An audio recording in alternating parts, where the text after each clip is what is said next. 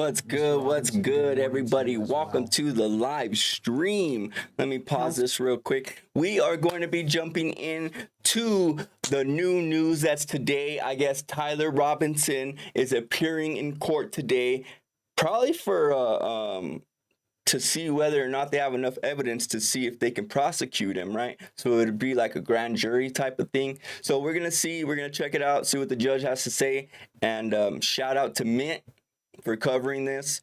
We are crediting him for some of the footage, and we'll see you guys in yeah, well, let's just get into it. Sorry, I haven't smoked my first blunt yet, so let's get it popping now. As this is request, Charlie Kirk. the discovery that we relied on in making this charging decision, we'll be prepared to do that. So we'll look for defense counsel's request. Welcome everybody. Like I said, this is his first appearance, Tyler Robinson's first appearance in court today. Also, for the court's information, we met this morning with the defense team briefly in our office to talk about discovery and the process. Success starts when the right people surround you. Oh my God, are you Teammates serious? who push you. Case, Your Honor, it's voluminous to say the least, and we're working on a process where we can exchange information as quickly as possible and be efficient in that process. The other item I had, Let's see Your Honor, what they're I saw saying. that over the weekend, there was a protection order, pretrial and trial publicity order entered by Your Honor. And I just was seeking some clarification on page 2, at the end of the first paragraph. I don't think they have enough evidence to take him to trial. To that end, lawyers Not yet, anyway. participating in the investigation or litigation of this case shall inform all witnesses, investigators, consultants, staff members, or other members of the prosecution or defense teams that the prohibitions contained in this order. The state, we're seeking some clarification with respect to the phrase all witnesses, Your Honor. There are a number of witnesses that have yet to be identified that will likely be used in the state's case. This occurred. Yeah, but the feds haven't even asked them or even brought them in, bro. So we're in the process of identifying those witnesses. And so those individuals are presently unknown right now. So Oh, they are willing to come forward, trust me. From the court. You're just not willing to ask them. We're not going to make any arguments today, but there may be some follow-up pleadings that we may need to file. Thank you.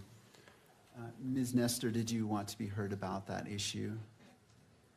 No, Your Honor, we would defer to whatever the court wants to advise them on that matter. I mean, I think it's fairly obvious that we don't know who all the witnesses are in this case yet. I think it's just important that if anyone is identified that they have information about this order. So I think other than that, we wouldn't weigh in on any other matter. Thank you. Well, thank you for that question. That's an important Yeah, one. the FBI should already have been on as that. the witnesses become known to each side, that information is conveyed to abide by this order. Obviously, there are potentially many witnesses, and so it's not the expectation that you would be able to do that up front, but as they become known, I would ask that you would inform them of this. Anything else, counsel? Nothing from the state, nothing else, Judge. Thank you. Ms. Nestor. Thank you, Your Honor. We recognize that we are here today for a waiver hearing. It is not our intent to waive a preliminary hearing in this matter. We are going to be seeking that one be set. However, So they're waiving the preliminary hearing to a later time. That's because they don't have enough evidence to present to the judge that he could be tried. Enough evidence to try him yet. That's what they're saying. They're saying that they haven't found enough evidence to bring it to the judge to see whether or not he's guilty or not. That's why they're pushing the preliminary hearing and asking for a waiver to waive it till a later time, 30 to 60 days. that is going to be coming, and until we can kind of get our heads around exactly what we're dealing with and how much we need to process, it's going to be difficult for us to give you a reasonable expectation of when we will be ready to do the prelims. So we're asking today that we put that decision off And maybe we could check in 30 to 60 days and You see? just kind of let the court know where we're at and how much we're looking at and how much time we may need to set a preliminary hearing. Also, as far as a detention hearing, we are not asking the court to address that issue at this time. Under the statute, the issue is going to come down to the question of whether there's substantial evidence, which right now we're just not in a position at all to be able to even argue to the court. So we are. See what she just said, bro? You see what she just said? They are not in a position right now, do not have enough evidence to bring to the judge to prove that he should be behind bars. Okay? That's what they're saying. So a detention hearing to see whether or not he needs to be locked up or not, basically. And they don't even have enough evidence right now. So they're going to push the hearing later on till about 30 to 60 days. That way they can build up the evidence and then bring it forth the judge. So they're asking for more time. Probably. From counsel from either side. No, Your Honor, thank you. No, Your Honor, thank you. As we are at the beginning of this case, it is my intent to only speak when I'm needed or it is necessary. But today I do wish to provide guidance and expectations that you can have for this court and wish to enter an order as well. As this case moves forward, Mr. Robinson's constitutional rights will be protected at every stage. He sits before this court presumed innocent, and that presumption remains unless and until each element of every offense charged against him is proved beyond a reasonable doubt. At the same time, and as applicable, victims are entitled under our Constitution to be treated with fairness, respect, and dignity, free from harassment or abuse. Justice demands that both of these principles, the rights of the accused and the rights of victims, be honored without compromise. I remain steadfast in my oath that I made 56 days ago to support and defend the constitutions of the United States and of Utah. 56 I will days carry ago. out my duties with fidelity, transparency, and impartiality, treating every person who appears before me. Wait. He barely made that vow 56 days ago? What, did he just become a judge 56 days ago? Why is he on the biggest case in all of the country? That was weird. With the dignity and respect they are inherently due because they are human beings. Let me be clear. I will not put my finger on the scale of justice. These proceedings will be open to the public, conducted in accordance with the law, and handled with diligence and competence to ensure that justice is never compromised. Okay. It is the standing order of this court that Mr. Robinson shall be allowed to appear in person so he can fully engage with his attorneys and participate in these legal proceedings. Also, regardless of who is watching, whether it is the nation or a single individual, we must fulfill our roles with integrity, civility, and diligence. I encourage each of you to give your very best to this case. Neither Mr. Robinson nor the people of Utah deserve anything less than the fair and impartial administration of justice. In regards to the next hearing, counsel, on that October 30th date at 10 a.m., it's the court's intent that be in person if it be the wish of counsel for the defense for Mr. Robinson to be present. It is, Your Honor. Thank you. Thank you. Counsel, anything else that we can address today? Your Honor, we appreciate the court's comments with respect to Your Honor's role in this case. In like matter, we commit to approach this case with integrity, with professionalism and civility. We are truth-seeking. Wow. I think that's it, right?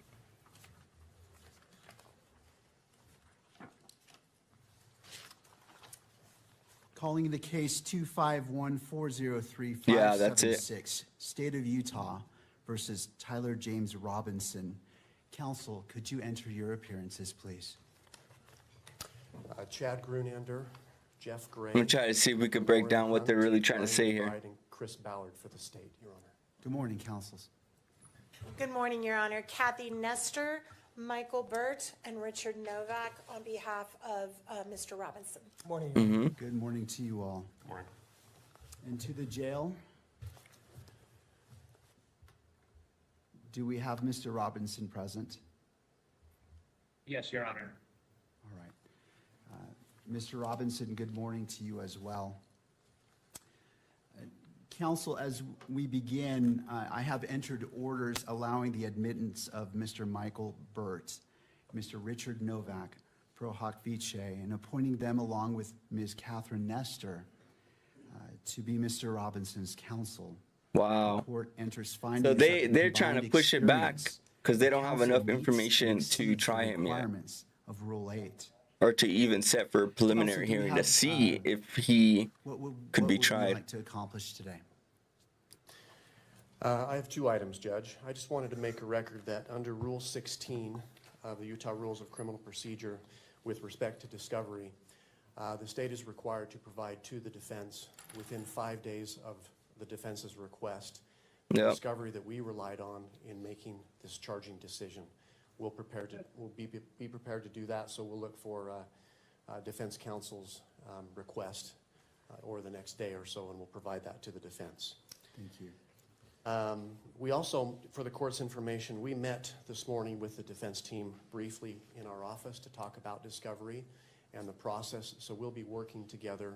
There is a substantial amount of discovery in this case, Your Honor. It's voluminous, to say the least, and we're working on a process where we can exchange I don't think they're going to be able to try him. information as quickly as possible and be efficient in that process. The other item I had, Your Honor, I saw that over the weekend, there was a protection order, pretrial and trial publicity order entered by Your Honor. And I just was seeking some clarification. On page 2, at the end of the first paragraph, it reads, "To that end, lawyers participating in the investigation or litigation of this case shall inform all witnesses, investigators, consultants, staff members, or other members of the prosecution or defense teams that the prohibitions contained in this order." The state, we're seeking some clarification with respect to the phrase "all witnesses," Your Honor. There are a number of witnesses that have yet to be identified that will likely be used in the state's case. This occurred in front of 2,000 to 3,000 students at Utah Valley University. So we're in the process of identifying those witnesses. And so those individuals are presently unknown right now. So we're looking for a little clarification from the court. And I suppose we're not going to make any arguments today, but there may be some follow-up pleadings that we may need to file. Thank you. Ms. Nestor, did you want to be heard about that issue?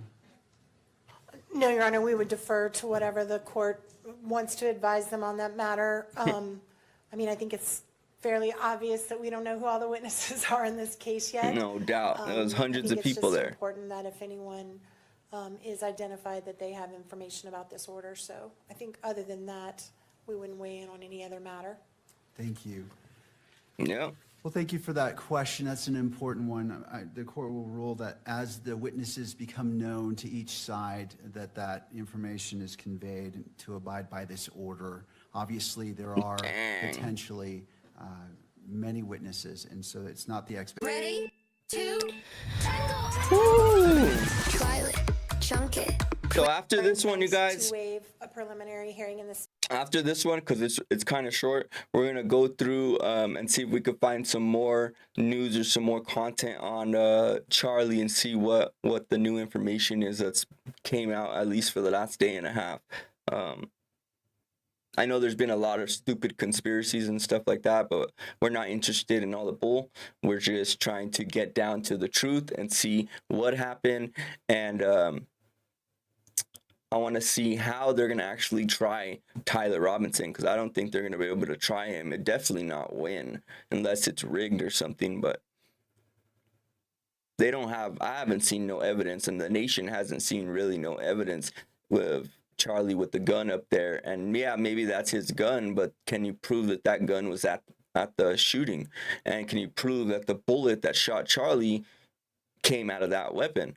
Now, there's ways they can figure that out. Now, that don't seem to be the case. So, I don't know how they're going to try him, really.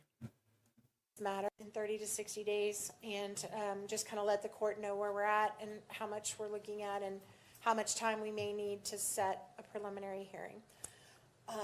Also, as far as a detention hearing, we are not asking the court to address that issue at this time. Under the statute, the issue is going to come down to the question of whether there's substantial evidence, which right now we're just not in a position at all to be able to even argue to the court.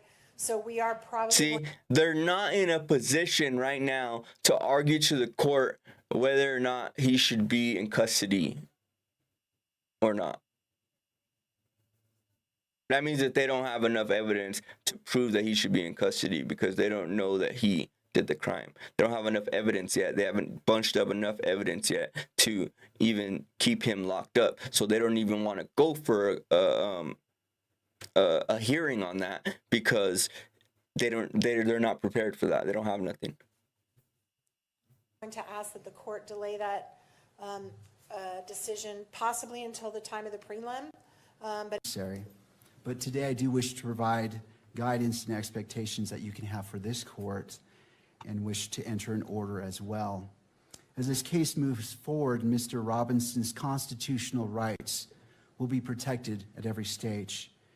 He sits before this court presumed innocent, and that presumption remains unless and until each element of every offense charged against him is proved beyond a reasonable doubt. At the same time, and as applicable, victims are entitled under our Constitution to be treated with fairness, respect, and dignity, free from harassment or abuse. Justice demands that both of these principles, the rights of the accused and the rights of victims, be honored without compromise. I remain steadfast in my oath that I made 56 days ago to support and defend the constitutions of the United States and of Utah. 56 days carry ago. out my duties with fidelity, transparency, and impartiality, treating every person who appears before me with the dignity and respect they are inherently due because they are human beings. Let me be clear. So they want to push the hearing out. They want to push the hearing out because they don't have enough evidence to bring to the judge, not even to keep him in custody. So that's pretty much what this whole hearing was, is letting them know that there's so many witnesses. They haven't brought no witnesses in. And basically, they're pushing the hearing out.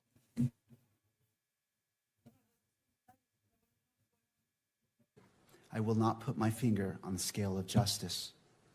These proceedings will be open to the public, conducted in accordance with the law, and handled with diligence and competence to ensure that justice is never compromised. It is the standing order of this court that Mr. Robinson shall be allowed to appear in person so he can fully engage with his attorneys. Okay, baby boy, go in there. Daddy's streaming. Go ahead, take daddy's phone. In these legal proceedings. My baby boy. Counsel, regardless of who is watching, whether it is the nation or a single individual, we must fulfill our roles with integrity, civility, and diligence. I encourage each of you to give your very best to this case. Neither Mr. Robinson nor the people of Utah deserve anything less than the fair and impartial administration of justice. In regards to the next hearing, counsel, on that October 30th date at 10 a.m., it's the court's They're pushing intent back the that it be in preliminary person, hearing. if it be the wish of counsel for the defense for Mr. Robinson to be present. It is, Your Honor. Thank you. Thank you. Counsel, anything else that we can address today? Your Honor, we appreciate the court's comments with respect to Your Honor's role in this case. In like matter, we commit to approach this case with integrity, with professionalism and civility. We are truth-seeking. Yeah, that's it. So basically, what they were saying is that they want to push the preliminary hearing back 30 to 60 days because they don't even have enough evidence to put forth to the judge. They're not ready to bring any evidence to the judge, not even for incarceration hearing or anything like that. So Basically, they have no evidence and they still need to do a lot of shit, so they're asking for more time. That's all this hearing was about. Literally. Mr. Richard Novak, Pr0-sKiLLz, and appointing them along with Ms. Catherine Nestor to be Mr. Robinson's counsel. The court enters findings that the combined experience of counsel meets and exceeds the requirements of Rule 8. Counsel, do we have, what would we like to accomplish today? I have two items, Judge. I just wanted to make a record that under Rule 16 of the Utah Rules of Criminal Procedure with respect to discovery, the state is required to provide to the defense within 5 days of the defense's request the discovery that we relied on in making this charging decision. We'll be prepared to do that, so we'll look for defense counsel's request or the next day or so, and we'll provide that to the defense. Thank you. We also, for the court's information, we met this morning with the defense team briefly in our office to talk about discovery and the process, so we'll be working together. There is a substantial amount of discovery in this case, Your Honor. It's voluminous, to say the least, and we're working on a process where we can exchange information as quickly as possible and be efficient in that process. The other item I had, Your Honor, I saw that over the weekend there was a protection order, pretrial and trial publicity order entered by Your Honor. And I just was seeking some clarification. On page 2, at the end of the first paragraph, it reads, "To that end, lawyers participating in the investigation or litigation of this case shall inform all witnesses, investigators, consultants, staff members, or other members of the prosecution or defense teams that the prohibitions contained in this order." The state, we're seeking some clarification with respect to the phrase "all witnesses," Your Honor. There are a number of witnesses that have yet to be identified that will likely be used in the state's case. This occurred in front of 2,000 to 3,000 students at Utah Valley University. So we're in the process of identifying those witnesses, and so those individuals are present. They haven't even asked any questions we're about looking the for a little witnesses or clarification anything. from the court, and I suppose we're not going to make any arguments today, but there may be some follow-up pleadings that we may need to file. Thank you. Ms. Nestor, did you Look want at to his be heard mouth. Do you about see that dude's issue? mouth? No, Your Honor, we would defer to No. whatever the court wants to advise them on that matter. I mean, I think it's fairly obvious that we don't know who all the witnesses are in this case yet. I think it's just important that if anyone is identified, that they have information about this order. So I think other than that, we wouldn't weigh in on any other matter. Yep. Thank you. Well, thank you for that question. That's an important one. The court will rule that as the witnesses become known to each side, that information is conveyed to abide by this order. Obviously, there are potentially many witnesses, and so it's not the expectation that you would be able to do that up front, but as they become known, I would ask that you would inform them of this. Anything else, counsel? Nothing from the state, nothing else, Judge. Thank you. Ms. Nestor. Thank you, Your Honor. We recognize that we are here today for a waiver hearing. It is not our intent to waive a preliminary hearing in this matter. We are going to be seeking that one be set. However, based largely on what the state just referred to as far as the voluminous nature of the discovery materials, we do think it would be prudent to simply reset for another conference, another waiver hearing, a little bit down the road, where we have a better idea once we start seeing the discovery as it rolls in. I do recognize we're going to be getting that first batch in 5 days, but it's my understanding from our meeting today that there is massive amounts of digital that is going to be coming, and until we can kind of get our heads around exactly what we're dealing with and how much we need to process, it's going to be difficult for us to give you a reasonable expectation of when we will be ready to do the prelims. So we're asking today that we put that decision off And maybe we could check in 30 to 60 days and just kind of let the court know where we're at and how much we're looking at and how much time we may need to set a preliminary hearing. Also, as far as a detention hearing, we are not asking See? the court to address that issue. Check this at out right here. time. Under the statute, the issue is going to come down to the question of whether there's substantial evidence, which right now we're just not in a position at all to be able to even argue to the court. So we are probably going They to have no evidence, bro. They have no evidence. Not even for a detention hearing, bro. That means eventually they're not even going to be able to hold him unless they show the judge the evidence that they can actually take him to trial. That decision possibly until the time of the prelim, but if it's sooner, we will ask the court. Oh, I love this game, man. That matter. Thank you, counsel. In regards to the next hearing date, how about October 30th at 10 a.m.? That works for the state, Your Honor. Thank you. All right. That's fine for the defense, Your Honor. All right. Yeah. As we're at the beginning, That's anything it. further from counsel from either side? No, Your Honor. Thank you. No, Your Honor, thank you. As we are at the beginning of this case, it is my intent to only speak when I'm needed or it is necessary. But today I do wish to provide guidance and expectations that you can have for this court and wish to enter an order as well. As this case moves forward, Mr. Robinson's constitutional rights will be protected at every stage. He sits before this court presumed innocent, and that presumption remains unless and until each element of every offense charged against him is proved beyond a reasonable doubt. At the same time, and as applicable, victims are entitled under our Constitution to be treated with fairness, respect, and dignity, free from harassment or abuse. So that's about it on the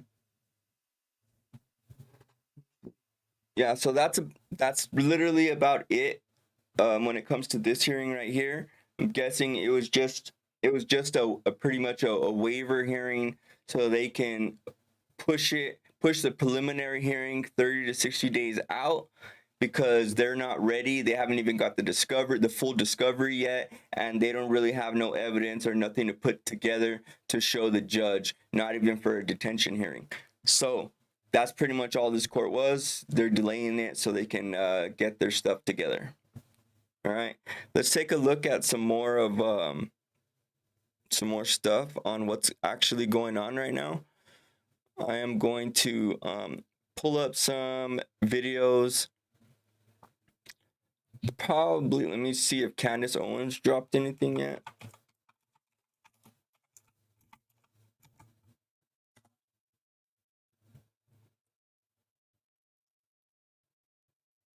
No, the last thing was the money was funny. Okay.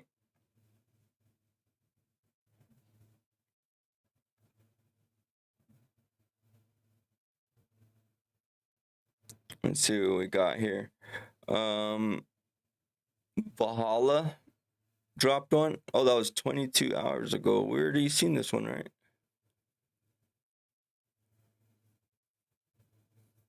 Let's check out some of Valhalla real quick.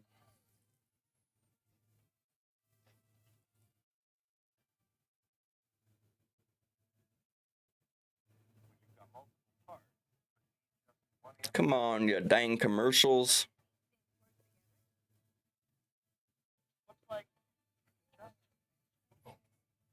All right, you guys. Here we go. Cow femur. All right, so this is him shooting. This is him shooting a cow femur, which is full of meat, that has a bunch of meat around it as well. And that way you guys could see what a 30-06, which they claim that Tyler Robinson was using, would do to someone's neck. Okay. Even if he was steel, like they're saying, even if he was a man of steel, it would still blow right through steel.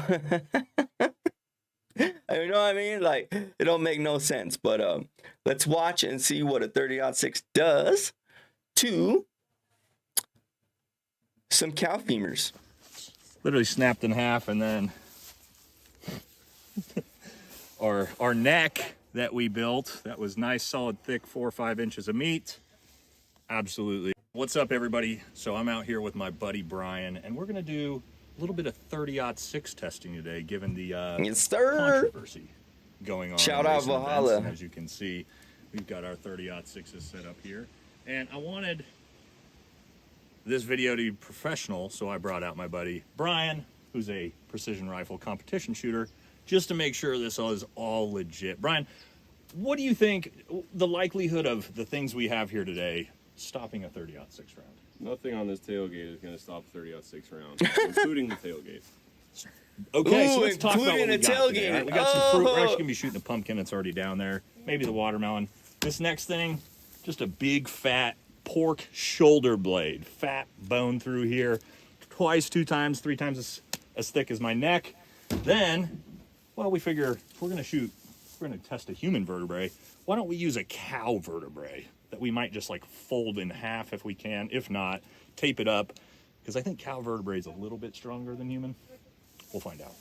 Next, we figured, why don't we get real ridiculous and bring out the cow femurs. So we're going to shoot a cow femur, and then to make it even harder, we're going to slap on a huge slab of beef in front of the cow femur. And then, to top this whole test off, we have 1/4 inch, 1/4 inch, 3/8, and 1/2 inch steel plates down there. and we're going to see if literal steel can stop 30-06 rounds. So let's get to it. Woo! All right, They're so gonna here we put it go. through some First steel. test, Watch, check the this out. pumpkin. If he was a man of steel, this is what it would do still.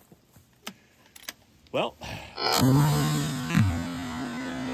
Oh my God. all right, let's check out the damage. Obviously, just a pumpkin, but as you see, force of that blew the entire barrel over, and yeah, didn't stand up to the 30-06. But next, we are going to put on the Nothing's sheep gonna stop shoulder a blade. 30-06. All right, we did the pumpkin. Next up, the sheep shoulder blade. Definitely thick bone, about twice the meat mass of a human neck.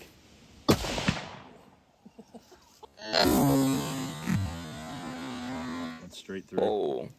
Doesn't So surprise me. that's the bone was going through there. Yeah, so as we can see, the sheep shoulder. Bro, that 30-06 is gonna go through all that shit like butter, yo, and not be moved, deflected, none of that, bro. It's gonna go through all that shit like butter. You could even stick it all up together. That way it's all together, and it'll go through every single one of them, guaranteed, bro, and the truck. Blade did not stop the 30-06. Basically, ripped this entire thing in half, straight through, no bullet. Now we're going to attempt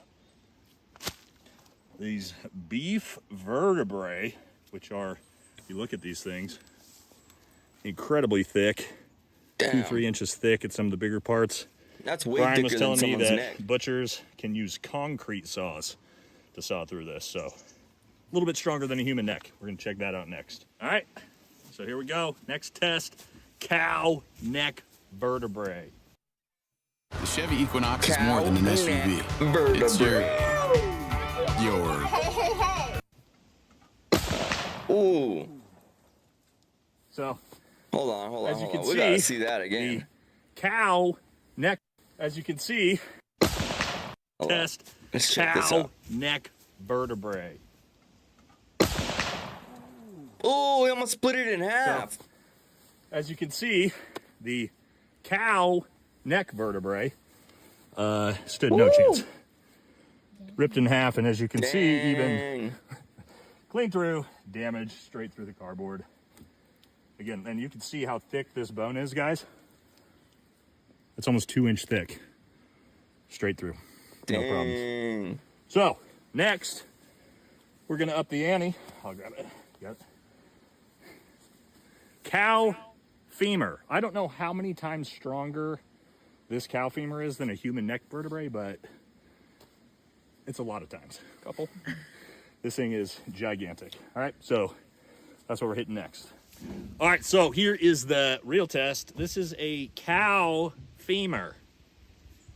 Let's give it a shot. Let's see what this does. Oh! Okay. Maybe Maybe I did miss. Oh my God.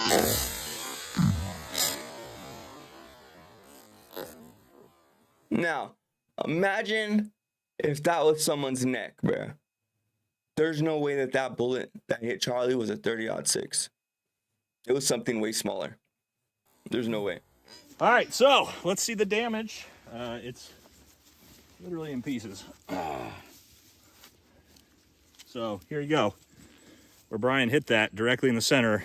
Woo. Literally exploded that cow femur in half. Blew straight through. Cow femur. 30-06 round. Damn, bro. That is crazy, y'all. Crazy. Now I got some more footage of the actual shooting I'm about to show for you guys.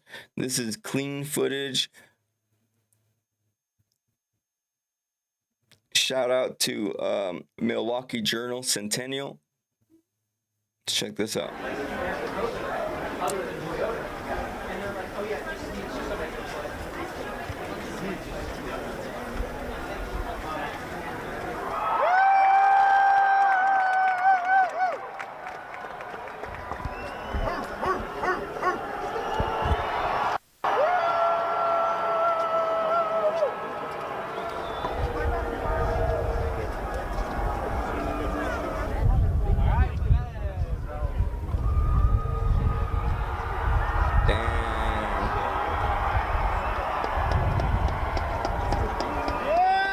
That is a lot of people.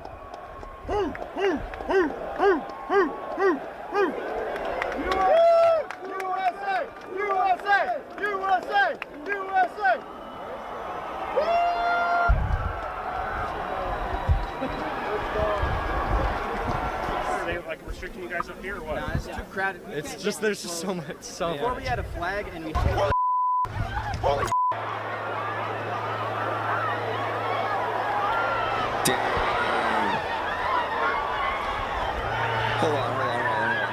You guys okay? You guys okay? I want to see right over here. I think the shooter was right here, honestly. You guys okay? Okay, love you. Be safe. Okay, be safe. Bye. Apparently there's been a shooting. I don't know who's been shot.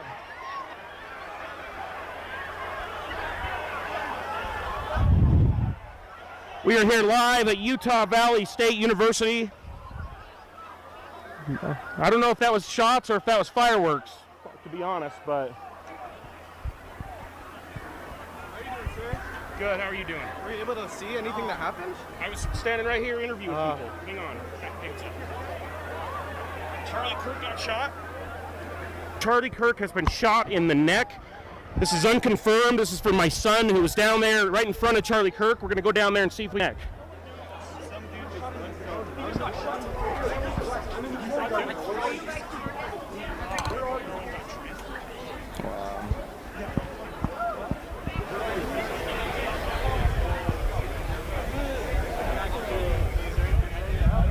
I'm getting out of here. Stay close. You guys up this way. Let's go that way. Hey! Move that way! Go, guys. Move that way. Go! Go, guys. Go! Wow. Look, people are still walking through that. Like, it's not secured.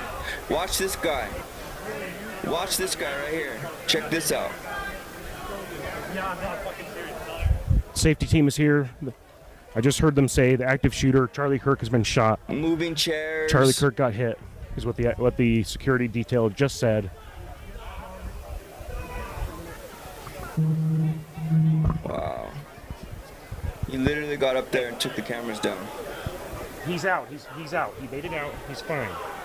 He's out. He made it out. My son here told me He's either that... been hitting the neck or the chest. Yeah. I've heard mostly the neck, but I've heard chest a couple times.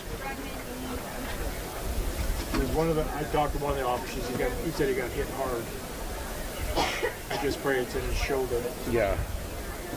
Jeez. That's almost like it was set up because The second speaker was the one talking about guns. And then the next thing you know, Yeah, that must be. you know what I mean? Yeah, that does sound fishy. He's a close friend of my brother's.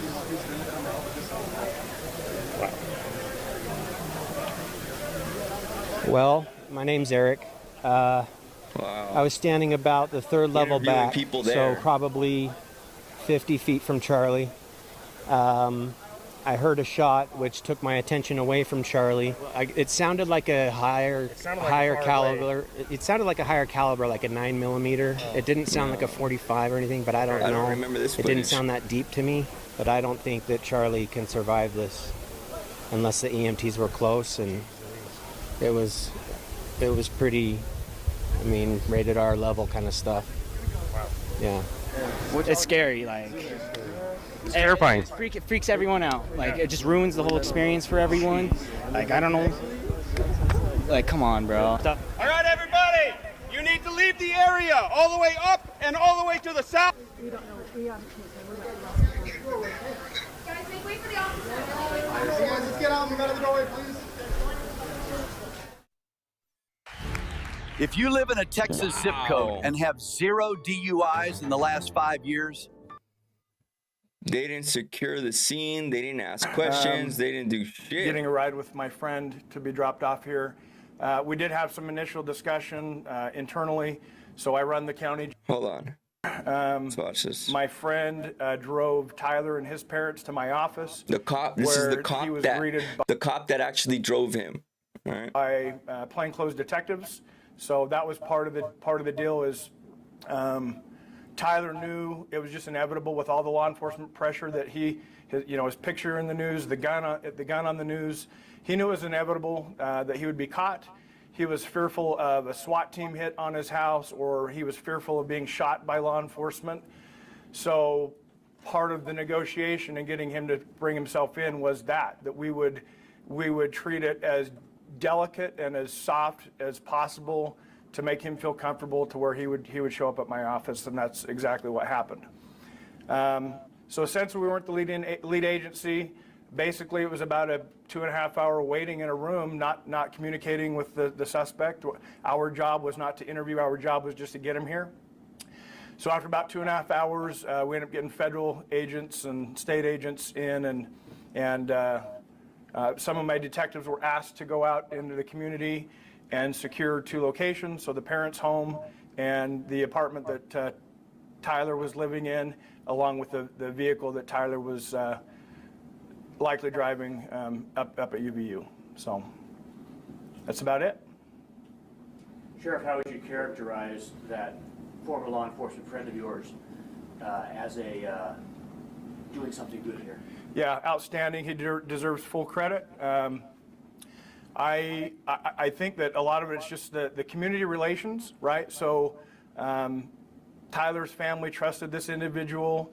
They knew he was involved in law enforcement at some point, and enough community involvement there that they trusted that they could go to this individual and he could contact me directly, and that we could facilitate a peaceful, calm, relaxed surrender, put it that way, right? Make him comfortable for a couple hours, make sure he has water, no communication until the lead investigators arrived. So. Sheriff, you mentioned you got a call from a retired detective. What went through your mind in that moment when he told you what was about to happen? How did you negotiate with Tyler or his family? So what were your first impressions when? So shock, right? So like I said, I couldn't imagine the conversation that occurred in that 1:41 conversation. But there was negotiation. There was some criteria that needed to be met for him to voluntarily come in, and I agreed to those terms. What did he ask for? Can I ask? He basically for a peaceful, gentle, comfortable transition for him to come out. Again, he knew he was going to get caught. He didn't want a big SWAT team hitting his parents' house or his apartment. He was truly fearful of being shot by law enforcement. So that the conditions were as relaxed and comfortable and almost to the point of inviting. And if at the end of the day the we accomplish him surrendering peacefully on his own, I'm gonna make some concessions to make that happen. And what was his mood when you first saw him? I would describe it as quiet and somber. So not talkative, just no. Go ahead. There's been reports that this family friend was also potentially a youth pastor or connected to the church. Is that the same person? No church leadership, just an association through their religious. Was it somebody in their board, LDS board? Yeah, I would say that, but not in leadership. Unfortunately, the bishop of that ward has been drug into it because of some of the media reporting. But that's not accurate. That's not accurate. About the bishop. Yeah, the bishop wasn't involved in this. But you're not releasing the identity then? Insurance companies don't want you to know Not releasing the identity of that the person that helped turn him in. If you could speak to it, did the sheriff's office have any interaction with Tyler Robinson in previous incidents? I've been asked that a few times, so it's well known, it's in the media. Tyler's apartment was in St. George city limits. The parents' home was in Washington city limits. So since the sheriff's office is primarily patrolling small rural communities, the unincorporated areas of the county, if there were any calls to the residents in St. George City, the highest probability that just St. George City would handle that, not the sheriff's office. So I don't have any data that would support that one way or the other. Sheriff, have you interviewed his roommate, Robinson's roommate? No, we're not the lead investigators, so we wouldn't be doing that. Sheriff, how would you characterize the parents of what you knew that night? I don't know anything about them. Were they mentioned in the phone calls? No. Sheriff, how do you feel about the fact that this surrender happened as it was in the police office, at the police station, and kind of was peaceful, inviting as you framed it, and not like a SWAT situation or a big operation that happened in the neighborhood? Right. That made him comfortable enough. The conditions were satisfactory to him to where he ended up getting a ride with my friend to be dropped off here. We did have some initial discussion internally. So I run the county jail, and we have to think ahead. So what if Tyler ends up staying the night in our facility? What does that look like? Because of the circumstance, he was driven to Utah County that night, I'm going to say maybe about 2 in the morning. So that took that weight off us on how we're going to keep him safe in our facility and talking about constant supervision and things like that. But that didn't occur. Yeah, so. How did you feel about that, having a surrender at the police office versus something else? Well, obviously it was a big deal, not only national but international. You're seeing people mourning all over the world for Charlie Kirk. And to have that happen, I've had thoughts and heard comments about, this kind of stuff doesn't happen in Utah, Unfortunately it did. But then to have the suspect be a Utah resident who literally went to the same high school I went to, I mean, we're like 30 years apart, but I went to the same high school. He happened to go to the same high school here in Washington County. So it's a double shock factor that one in Utah, and then the suspect happened to be homegrown Washington County boy. So. What time did he get here? It was just before 9 p.m. What did you do once he got here? Did you put him in handcuffs? No. Nope. Made sure he had water, made him comfortable sitting on a couch in an interview room, and just sat on him until the lead investigators came in. So his parents didn't say anything at all? No, not again. That was not our place to ask questions. It was just, we have you here. We're in a holding pattern until the lead investigators get here. So that wouldn't be in our wheelhouse. We wouldn't even have attempted to interview any of them. Sheriff, can you provide some more details about this detective, a friend of yours, retired detective? Was he a member of your homicide unit, violent crime? He was a detective.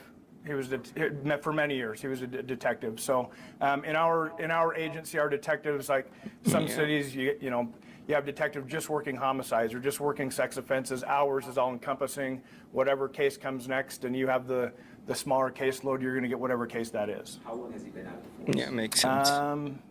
About 3 years. How grateful are you the fact that this ended the way it did and not in a violent outcome? Oh, very, very, very much. Like I said, concessions were made to make that happen. So if, again, peaceful surrender, make him comfortable. He's accused of a horrific crime. So it's kind of odd to be in that, again, accused of a horrific crime, but then we are treating him very civilly, very humanely, and that's just part of the job. We do that on a regular basis. Try to make people comfortable so they're relaxed and not bombard them with negativity or you know, a hammer fist or stormtrooper type approach. We wouldn't do that. Sheriff, how many total phone calls were made between you and the retired detective? There were several follow-up phone calls that night. One was well, between my command staff and my friend, just them letting me know, hey, he is in the building. We have him in an interview room, and there's been several follow-ups since then. Just me checking in on him, and All the way from that first call to say, we're here, kind of a phone call? correct. Prior to him turning himself in, did you guys have any clue that maybe he was in the Washington area at all? No, not even a hint.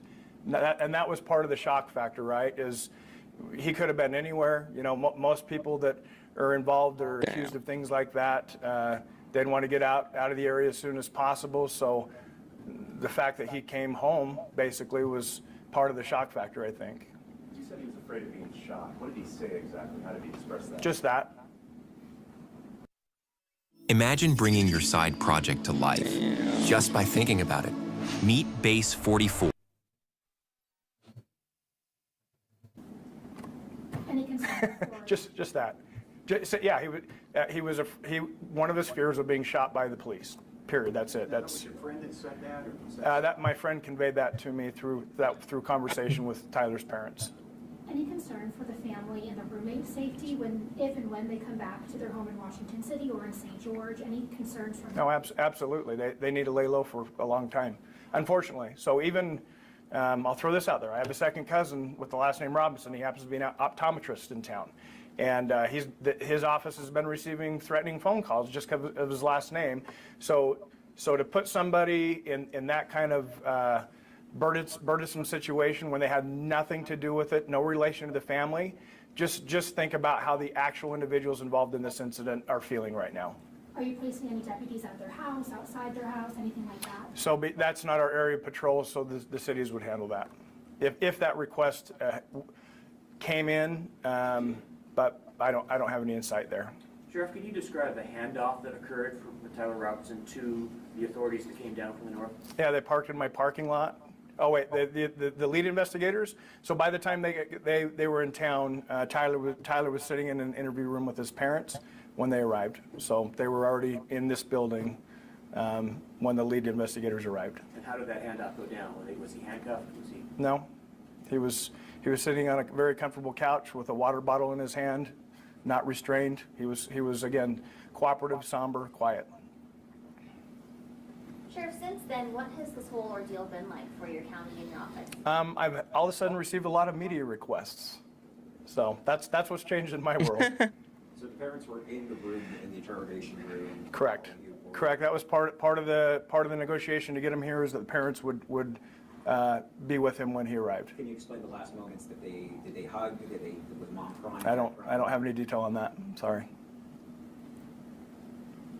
And he was turned over to FBI or state? It's a joint investigation between the FBI and the state of Utah primarily. Anytime anything this large scale happens, it's all hands on deck. So we're going to need a lot of, just covering the campus and securing the crime scene up north. We've had, active shooter incidents down here recently where every law enforcement wearing every uniform in the county is going to go to those types of scenes. And just to be clear, he was not handcuffed when he was... Correct, he was not handcuffed. Didn't the Sheriff's Department help secure the perimeter? Office.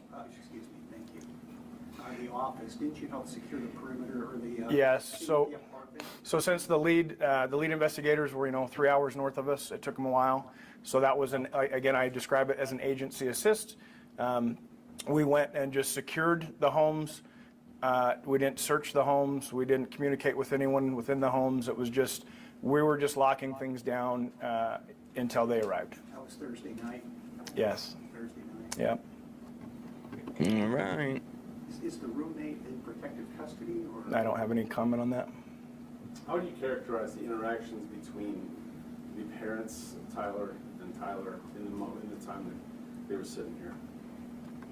They were together. That was it. I can't point to any emotion or body language or anything to that. They were just with him. So. Was he recorded in that room? All of our interactions in that room are recorded. I know there was some discussion of him being potentially suicidal instead of surrendering when he was in the holding room here. Any concern about that? No.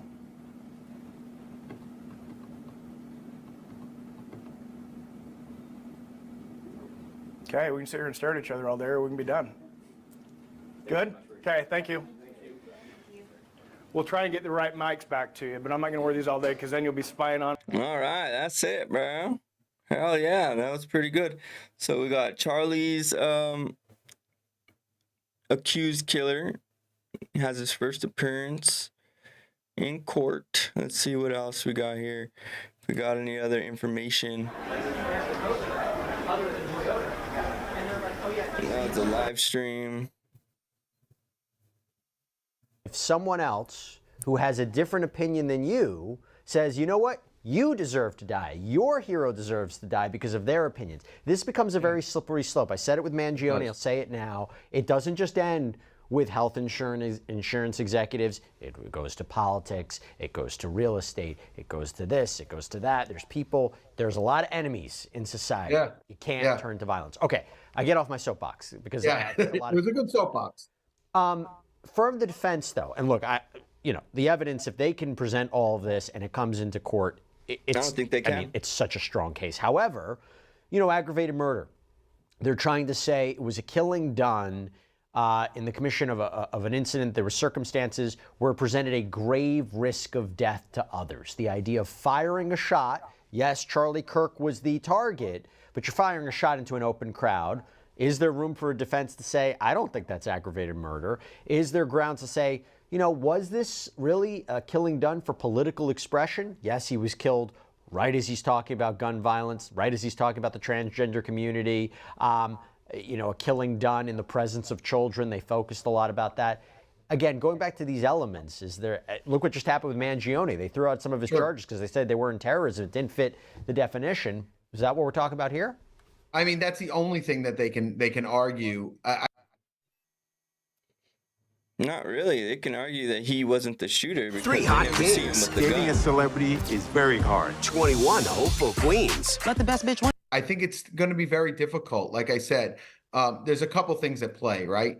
The first thing at play is whether or not there is case law in Utah that this meets the criteria, right? One shot in a large crowd that's aimed specifically at one individual, is that going to be considered aggravated murder? I don't know of any case law that stands for either for or against that. I think that it's going to be a difficult case because of that. And then I think the secondary thing that it's a difficult case in these high profile cases, I was surprised, not shocked in the Mangione case, because I thought the terrorism charge was a little unusual in that case, the state terrorism charge, because of the way that went down.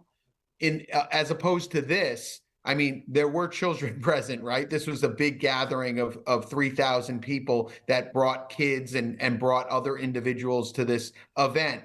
I think that's the only thing they have is to argue those things. And how far does it get them, though? Right? At the end of the day, let's say you eliminate some of those things. It's still a first-degree murder case. It's still a death penalty case. Even without those things, I think there's still enough aggravators where it's still going to be a death penalty case. So it's like, is the juice worth the squeeze on that? Maybe the defense attorney to try and chalk one up on the board. Maybe it's worth trying to argue that, hey, this isn't a witness tampering case, or this isn't aggravated murder. It's just regular murder.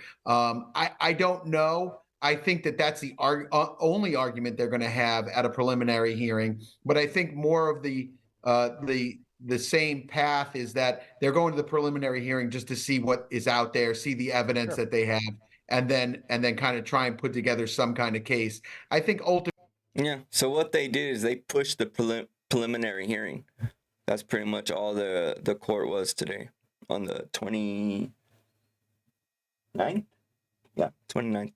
Ultimately, they're going to beg for to take the death penalty off the table, and I think This is very difficult, right? I think the family is going to have to discuss it. I think they're going to weigh very heavily on the Kirk family. I think Erica Kirk is going to have a voice in that, and whether or not she believes that this individual should be put to death or not put to death. I have my own view on those things, but I'm not the victim's family in this case.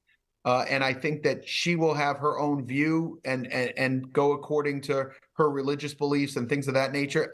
It wouldn't shock me. It wouldn't shock me if Erica would say, you know, to take that off the table. It's a very difficult thing to go forward with. But then he would have to agree to plead guilty to the most severe charges. He would have to agree to plead guilty to the enhancements. One of the reasons they're really moving for these enhancements, because if you look at aggravated murder under Utah law, there can be life without parole. There can be life, there can be an indeterminate term of not less than 25 years. That may be for life, so 25 to life. If they're like, we're going to take the death penalty off, you're going to prison for the rest of your life with no chance. That would be the only that would be the only thing I could imagine, is that he would plea to life without parole over a death penalty sentence. Listen, in this type of case, unless there's other mitigators that I don't know about, it's a horrible, horrible case. And there's arguments on both sides of the coin: death penalty, not death penalty. When you're the victim's family, I find very few people would say, hey, I don't want the death penalty. But the Kirk family is unique, and I think that they have strong religious beliefs. I'm not sure where that's going to fall, but I'm sure they'll make the right decision. Real quick before I let you go, federal charges, is that on the table? I'm trying to struggle with what the federal charges would be, if there are any. So the gun obviously was not made in the state that it was fired in. There's federal charges that you could bring for interstate commerce, and also if there was some sort of political that you was associated with a political murder. There's some charges that you could fit for this kind of case. I don't know if that's the route that they're going. I think they're going to see. Again, I think this is very driven by Charlie's family and a discussion with Charlie's family. I don't think anyone is. Yeah, but see, they're forgetting that they still have to prove that he was the killer.